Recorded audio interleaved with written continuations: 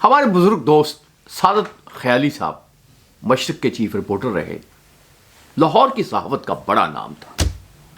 وہ ایک واقعہ بیان کرتے تھے کہ ایک دفعہ انہوں نے کسی ایس ایچ او سے کہا کسی کام کو، تو اس نے کہا میں نہیں کرتا۔ اور تم کیا کرتے ہو، تم صحافی کیا چیز ہو، میرے خلاف خبر لگاؤ گے، جاؤ خبر لگا دو۔ خیالی صاحب نے کہا کہ نہیں، میں تمہارے خلاف خبر نہیں لگاؤں گا، تمہارے حق میں خبر لگاؤں گا۔ اس نے کہا کہ عجیب آدمی ہو تم۔ خیر کچھ وقت گزرا، اس ایس ایچ او صاحب نے کچھ سونے کے جو اسمگلر تھے، اس زمانے میں اسمگلنگ ہوتی تھی، تو اسمگلرس کو پکڑا۔ تو خیالی صاحب نے خبر لگائی کہ ایس ایچ او کا زبردست کارنامہ، اسمگلر پکڑے گئے، پولیس کی زبردست کارکردگی، اور ایس ایچ او صاحب نے 5 من سونا برآمد کر لیا۔ خیالی صاحب بتاتے ہیں کہ شام کو وہ ایس ایچ او صاحب آئے اور سیدھے ان کے پاؤں میں پڑ گیا۔ انہوں نے کہا خیالی تیرا بیڑا غرق، تو نے کیا کر دیا؟ اس نے کہا کہ کیا ہوا؟